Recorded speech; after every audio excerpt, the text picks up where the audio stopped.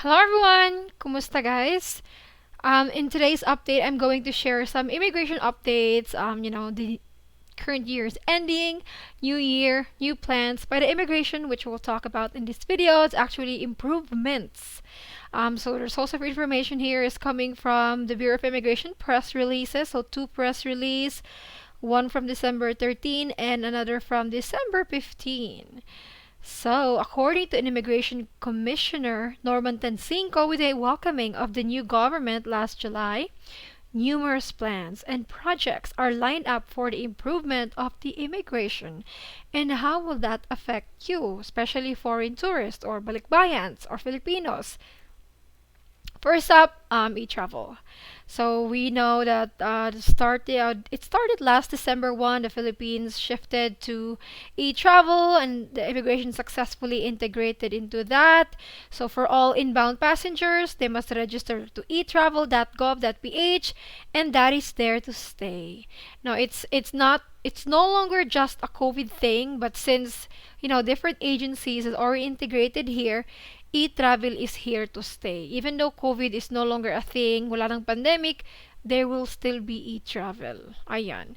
E-travel replace the paper arrival cards. So, like foreigners won't have to fill out the paper arrival card, instead e-travel.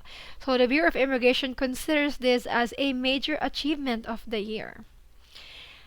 While the Immigration Commissioner revealed in a forum in Japan that their upcoming modernization projects for the agency. First up, installing additional electronic gates, e-gates. Now, this is for Philippine passport holders to accommodate a smoother process at the airport. So, they are planning on installing more e-gates for arrival halls. Hopefully, it's operational. Kasi even if you have these e-gates and if they're not functioning naman, wala rin kwenta. So, hopefully, they are functioning. Haha. Next improvement that is planned by the BI is issuing label-free visas and port clearances. So guys, when you apply for visas, Philippine visas, diba, the visa label is placed on your passport. Applying for 9A visa, you have to mail your literal physical passport, put in the mail. That's so old na, diba? So the Philippines is planning on issuing these label-free visas. Ooh, and port clearances. No, really moving towards digitalization na talaga. It will also be good if they're planning on label-free visas to also launch a online facility or online site that wherein visa holders and organizations can check the visa entitlements or validity of visa holders. No, this will also avoid people faking their visas because especially during the pandemic, there have been foreigners having fake 9A visas. So yeah, definitely label-free visas is a good improvement. Another thing is the immigration is also planning on automating their processes and introducing online services. This is long overdue. This is one of the highlights of their projects, making immigration-related transactions online. What are they? This will excite you. Foreign tourists, imagine being able to extend your visa online. Yep, this is the online visa waiver application. So this is expected to launch before the new year, which is, well, new year is like 23 days before today na lang, no? The online visa waiver applications will allow short-term visa holders, tourists, to extend your visas online. So we know, right, when you the visa waiver program, it's for non-visa required tourists like Americans, Canadians, Australians, South Koreans. No, you guys are admitted in the country initially for 30 days. And the first step when applying for extension is the visa waiver program. It gives you an additional stay of 29 days, so total 59 days. It usually costs 3,030 pesos, which already includes 1,000 pesos for express fee. Normally, the visa waiver program is applied at immigration offices or at the airport. They actually allow you to apply for extension, visa waiver program extension at the airport if they're not busy. Well, that normally was the thing before the pandemic. What else is coming in 2023? There's more. Apart from visa waiver, the Bureau of Immigration is also looking to launch somewhere in January online tourist visa extensions and e-payments. So imagine being able to pay for your visa fees extensions online using your card. That's very convenient, no? Because currently, foreigners still have to walk in at immigration offices or pay through an accredited travel agency to extend their visas or do their payments.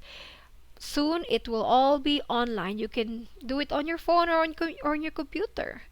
Foreigners in the provinces wouldn't have to travel to the nearest Bureau of Immigration office for documentation or extension.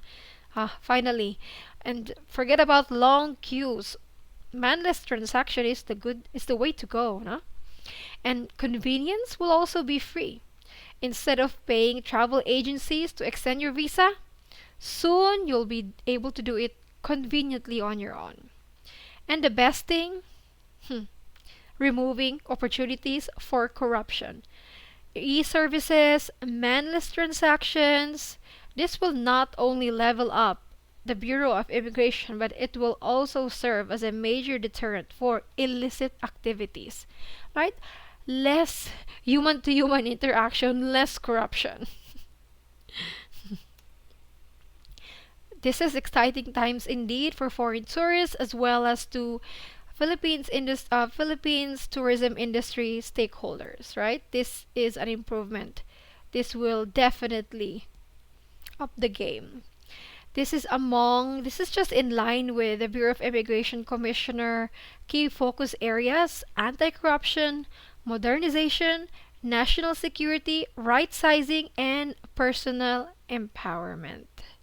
They're also like really pushing for the new immigration law to replace the that's more senior than senior 82-year-old immigration law. They're kind of very slow in that. I mean, they've been talking about new immigration law for more almost 10 years now. It seems like not a priority for the Senate, no. Sad. While I do have few suggestions though. Like immigration could also improve their website. The current website is like very old. It's like made by high school students. It has to be improved, and also a working immigration hotline. Currently, you can't call immigration. No, it doesn't work. I'm done it many times, so many different numbers I tried, guys. But immigration hotline, it doesn't work. So immigration, please have a working hotline naman. So people can call you whenever they need to ask you something. Although they have a Facebook page, guys, that is also good. They also reply to messages. They're up to date with that. So check that out. But still, an immigration hotline, a working immigration hotline would actually be better. So that's all the update now for immigration. That's what we can look forward for the next year, 2023. Hopefully it will follow through. It's easy to say your plans, but you know, action is better. So that's all I could share, guys, about immigration updates for today.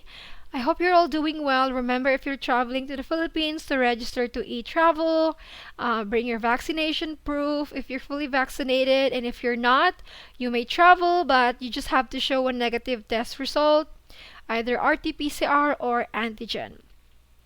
If you're planning on taking the antigen test, remember that it needs to have a certificate, so you can't just do home kit.